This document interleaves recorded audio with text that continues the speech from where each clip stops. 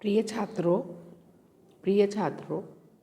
हम प्रेमचंद जी मुंशी प्रेमचंद जी के उपन्यास निर्मला का कथात्मक विश्लेषण कर रहे हैं।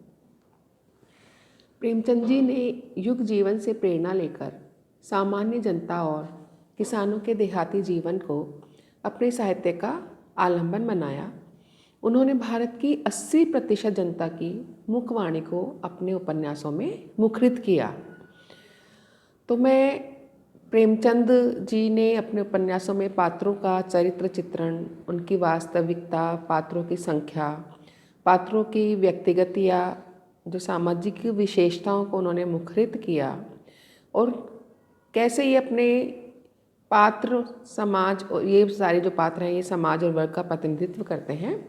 आज इस व्याख्यान में हम इसी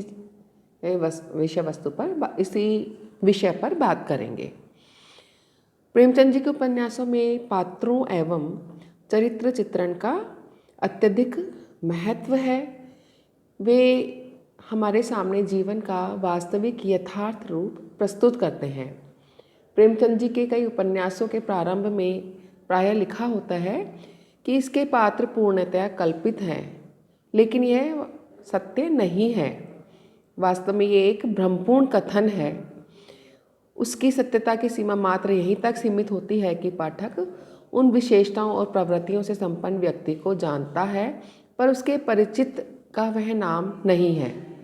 उपन्यासकार मानव जीवन ही जीता है, कोई दैवी जीवन नहीं जीता।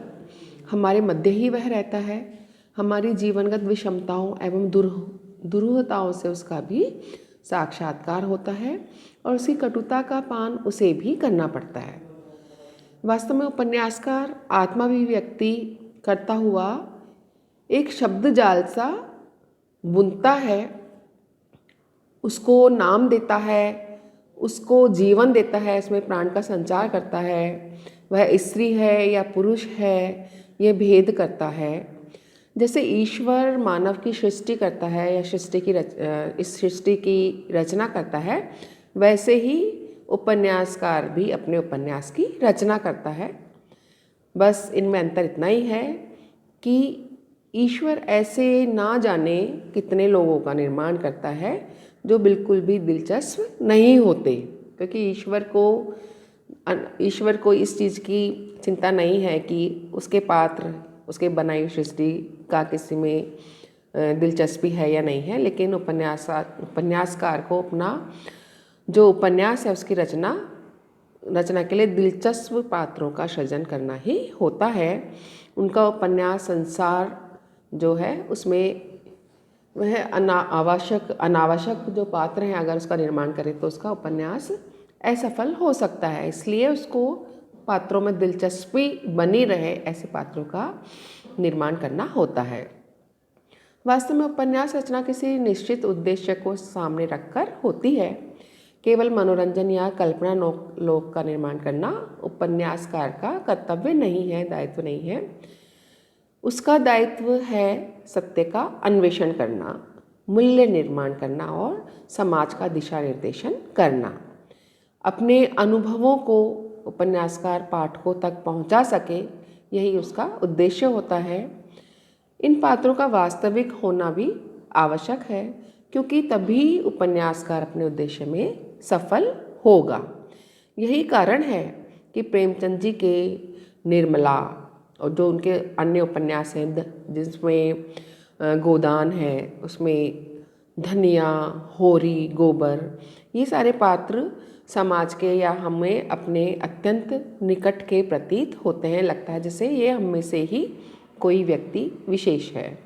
उनमें वास्तविकता और जीवन के प्रति सच्चाई है, संघर्ष के प्रति ईमानदारी है और सबसे बड़ी बात यथार्थ है। पर इसके ठीक विपरीत जैनेन्द्र कुमार की कट्टो, कल्याणी और सुनीता का व्यक्तित्व आकर्षक है, लेकिन फिर भी वो हमें हमारे में से दिखाई नहीं देते, अर्थात यथार्थ प्रतीत नहीं होते। इसके साथ ही अब दूसरा प्रश्न ये होता है कि उपन्यासों में पात्र कितने होने चाहिए, इनकी संख्या कितनी होनी चाहिए, 2, 3, 4। तो ये वास्तव में उपन्यास के कथानक और उपन्यासकार के व्यक्तित्व से संबंधित प्रश्न है।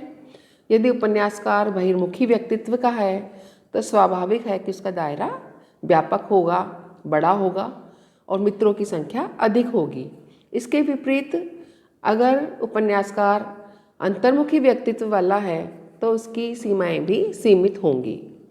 प्रेमचंद जी का व्यक्तित्व बहुमुखी था। वे सामाजिक प्राणी थे और उनके मित्रों के परिचितों की भी संख्या बहुत थी।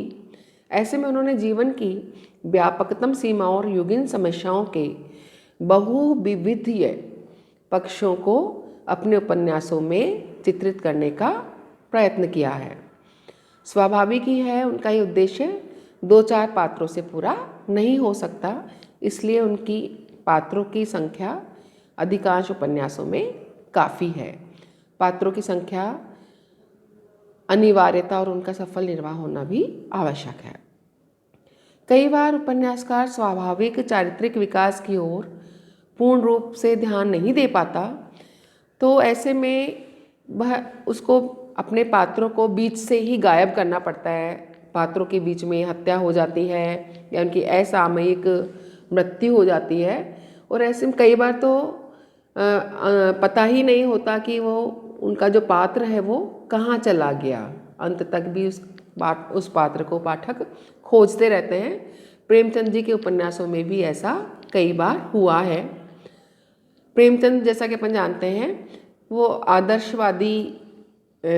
आदर्शवाद की ओर उन्मुख होने वाले उपन्यासकार हैं। तो आदर्शवाद को उभारने के लिए ही यथार्थ जीवन से पात्रों को चुनने के बावजूद प्रेमचंद ने अपने उपन्यासों में संयोग तत्व को बहुत महत्व दिया है। हम देखते हैं कि प्रायः उनके जो पात्र हैं वो, मतलब कई पात्र, सारे तो नहीं, वो अस्वाभाविक, अयथार्थ या यांत्रिक से हमको प्रतीत होने लगते हैं। जैसे अगर निर्मला उपन्यास को ही हम देखते हैं तो उसमें मुंशी उदय भानुलाल अपनी पत्नी से झगड़ा करके घर से बाहर निकलते हैं। बाहर निकलने पर वो देखते हैं कि निकलने पर मतई, जो किसी समय में उन्होंने उसको सज़ा करवाई थी, वो उनको रास्ते में मिलता है, झगड़ा करते हैं और वो उसको उनकी हत्या कर देता है। तो ऐसे लगता है कि क्या वो इसीलिए बाहर निकले थे कि मतई उनको मिले और मार डाले। तो इस तरीके से वास्तव में प्रेमचंद जी जो हैं उनको इसमें निर्मला के घर की आर्थिक विषमता दिखानी थी। तो आर्थिक विषमता के लिए उन्होंने उसको, उदय भानु को मारना उनके लिए ज़रूरी था। ऐसे ही अन्य कई उपन्यासों में रंगभूमि है, जैसे रंगभूमि में सोफिया का माँ से झगड़कर बाहर निकलना इसलिए होता है कि वो एक अग्निकांड देखे और विनय सिंह उसके समीप आए।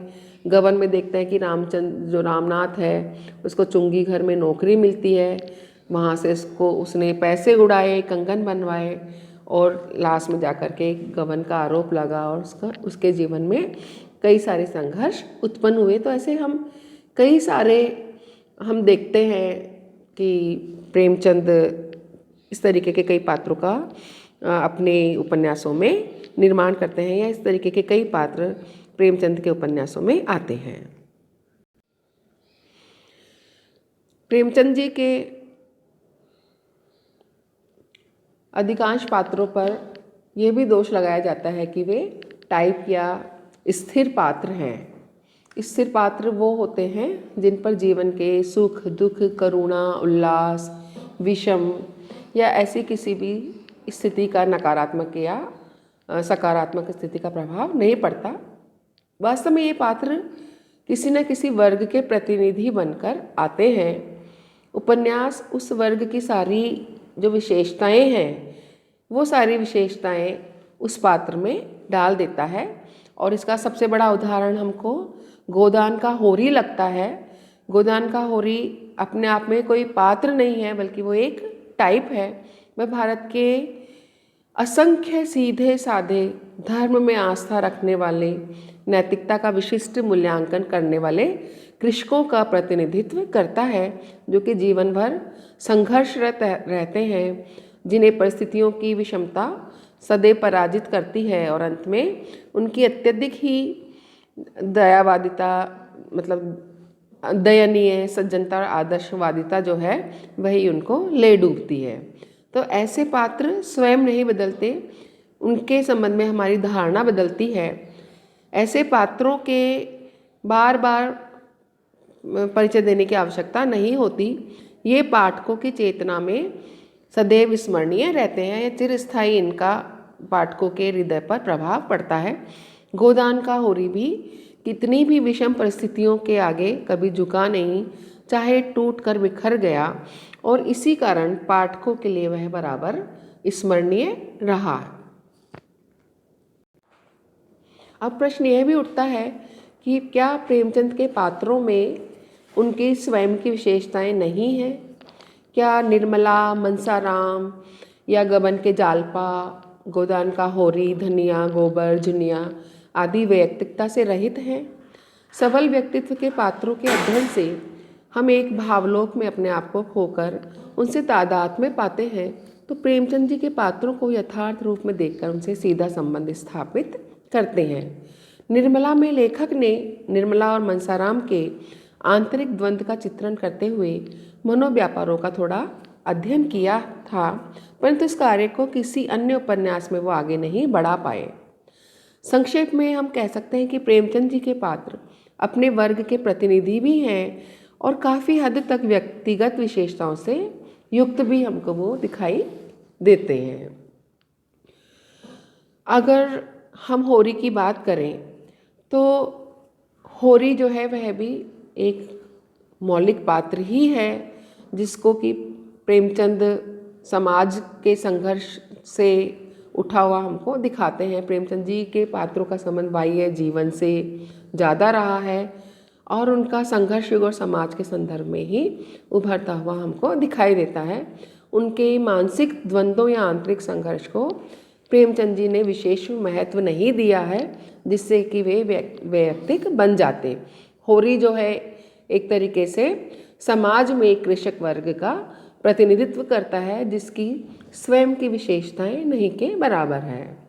तो प्रेमचंद जी की प्रखर सामाजिक चेतना और सामाजिक दायित्व के निर्वाह की भावना ने भी पात्रों में वैयक्तिकता आने नहीं दी। तो इस तरीके के पात्र प्रेमचंद जी के उपन्यासों की विशेषता है।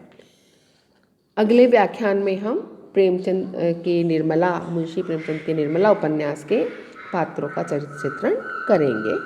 आज के लिए इतना ही। धन्यवाद।